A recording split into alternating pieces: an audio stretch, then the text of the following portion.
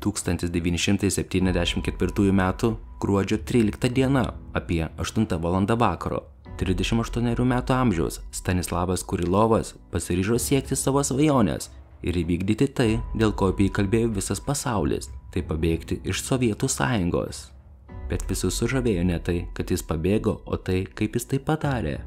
Sveiki atvykę į įdomiausią dokumentikos kanalą, kur šiandieną papasakosiu neįtikėtiną Stanislavo Kurilovo pabėgimo istoriją. Nepamirškite prenumeruoti mūsų kanalo, kad nepraleistumėte daugiau panašaus turinio, o dabar gero žiūrėjimo. Stanislavas gimė 1936 metais Vladikaukaze. Jisai užaugo Semipalatinske, sovietinėme Kazachstane. Būdamas vaikas, jisai išmoko plaukti, jo tėvams to net nežinant. O būdamas 10 metų, jis išdrįso perplaukti ir Tryšą. Tai viena iš ilgiausių ir klastingiausių upių, prie kurios jo tėvai jam drausdavo artintis. Šalia jo miesto sovietai pastatė branduolinį bandymų poligoną. Kaip jisai teigė, pasitaikydavo, kad vos ne kiekvieną dieną galėdavo girdėti įvairiausio galingumo sprogimus, o tai sukėlė neigiamą poveikį aplinkai ir visuomenės sveikatai. Dar nuo paauglystės Stanislavas svajojo apie buriavimą ir gyvenimą jūroje. Tačiau iš gydytojų jis išgirdo nemalonę naujieną. Dėl regėjimo problemų jis negalės prisijungti prie Sovietų Sąjungos karinio laivyno, tačiau vis dėlto jam teko atlikti tarnybą kaip cheminių ginklų inspektorius. Vėliau jisai baigė Leningrado meteorologijos institutą okeanografo specialybę. Būdamas studentas, jis taip pat išmoko nardyti, vėliau jis susidomėjo joga ir meditacija. Stanislavas įsidarbino Tarybų Sąjungos mokslo akademijos jūrų biologijos institute Vladivostoke. Nors Sovietų Sąjunga turėjo daugybę mokslinių tyrimų laivų viso pasaulio vandenynuose, tačiau valdžia nusprendė, kad Stanislavas nebuvo tinkamas į jokias užsienio ekspedicijas dėl jo užsienio ryšių. Jo sesuo buvo ištekėjusi už Indijos piliečio ir pabėgo į Indiją, o vėliau į Kanadą. Buvo manoma, kad tai pasielgti gali ir Stanislavas. Todėl jo darbai apsiribojo Sovietų Sąjungos pakrančių vandenimis, tokiais kaip Juodoji ir Japonijos jūros. Iš pradžių jisai dirbo sovietų povandeninėse tyrimų stotyse Juodojoje jūroje. Stanislavas buvo bepraradęs viltį kada nors išvykti ir jį netgi piktino sovietinė valstybė, kai 1970 metais vieno po kito žlugo jo 2 ekspedicijos. Tai turėjo būti bendri tarptautiniai povandeniniai projektai su Jacques Yves Cousteau. Stanislavui paprasčiausiai buvo atsisakyta išduoti leidimą išvykti. Vietoj to sovietai atsiuntė kitą grupę, kuri visiškai neturėjo nardymo patirties, bet turėjo išvykimo vizas. Su šia grupe Cousteau atsisakė dirbti.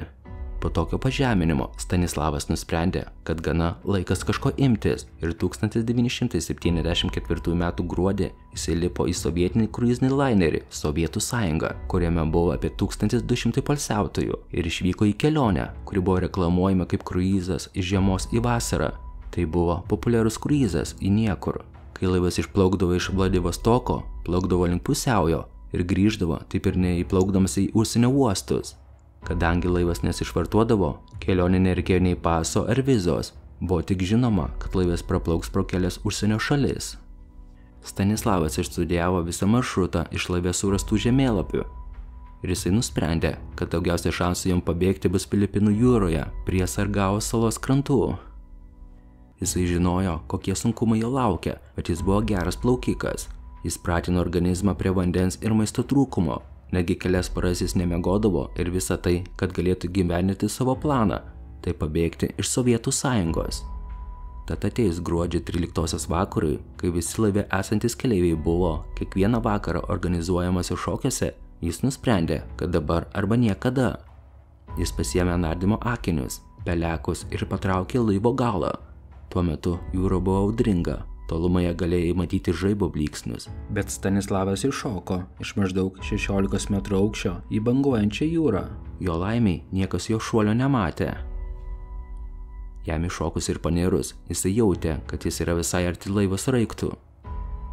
Jam iškilus, jisai visiškai negalėjo orientuotis, o vienintelis orientyras, kurį jis turėjo, buvo tik tolstančio laivo šviesos. Buvo apsiniaukę, tamsu, bangos buvo kelių metrų aukščio. Tad jisai žinojo, jam iššokus laivas turėtų būti iš kairės pusės, ta kryptimi jis ir plaukė. Po kelių valandų plaukimo, debesims kiek prasisklaidžius, buvo galima pamatyti žvaigždės. Tada ateinančias 2 valandas jis orientavosi pagal jas.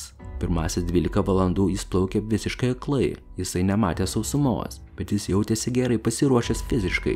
Sunkiausia jam buvo tai išbūti ilgą laiką be miego. Jisai negalėjo ilsėtis dėl ganėtinai stiprių srovių, kurios jį būtų nunešusios tolyn. Jam įveikus 90 km ir išbuvus vandenyje ištisas 3 dienas, jis pagaliau priartėjo prie salos. Jam bandant ją pasiekti, jisai pateko į stiprią srovę ir buvo nunešamas tolyn nuo salos. Tai labai jį paveikė, nes jėgos jau buvo be apleidusios jį. Jis negi galvojo, kad tai viskas, jam nepavyks, jis prarado viltį. Ir savotiškai jis laukė savo mirties. Jisai net kelioms akimirkoms buvo atsijungęs, bet staiga jį pažadino milžiniška banga, kurios paprastai susiformuoja šalia rifo. Jam atsipeikėjus, jisai nepasidavė, ištisas 2 valandas jis kovojo su bangomis, iki kol jam galiausiai pavyko nusigauti iki saloje esančios lagūnos, kuri buvo visiškai rami. Jam pagaliau pasiekus krantą, jis buvo labai susijaudinęs dėl savo sėkmės, kad net negalėjo užmigti paplūdimyje. Taipogi įkandžius skruzdėlės ir kraujas siurbė juodai. Tad jis nusprendė, kad jis turi eiti į salos gilumą. Jam beeinant, jis sutiko žvejį su keliais vaikais. Jie visi išsigando jį pamatę, bet kiek labiau įsidrasinę, vaikai priejo įsitikinti, kad jis nėra kokia tai dvasia. Buvo iškviesta vietinė policija, kuri pradėjo tyrimą, ar Stanislavas nėra Sovietų Sąjungos šnipas. Kalėjime jisai praleido 1,5 mėnesio. Kaip jis teigia, Filipinų valdžia jo gerai rūpinosi. Po 6 mėnesių jisai galėjo išvykti į Kanadą pas savo seserį, kur praleido daugiau negu 10 metų. Per tą laiką jisai daug kur keliavo. Nors jisai ir nebuvo žydas, 86 metais jis persikėlė į Izraelį, kur vedė Izraelio pilietę. Jisai įsidarbino Izraelio okeanografijos tyrimų institute Haifoje.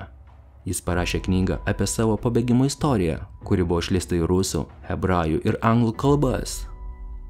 Stanislavas žuvo nelaimingo atsitikimo metu, kai tuo metu nardė Kineret ežere. Jis buvo palaidotas Izraelyje. Tai tokia neįtikėtina žmogaus istorija, kuris vardan savo įsitikinimų ir noro pažinti mūsų supantį pasaulį pasiryžo rizikuoti savo gyvybę. Ačiū, kad žiūrėjote. Jeigu jums patiko video, prenumeruokite Įdomiosios dokumentikos kanalą, tai parodydami didžiulį palaikymą, kuris yra mums be galo svarbus. O dabar iki susitikimo kitame Įdomiosios dokumentikos video.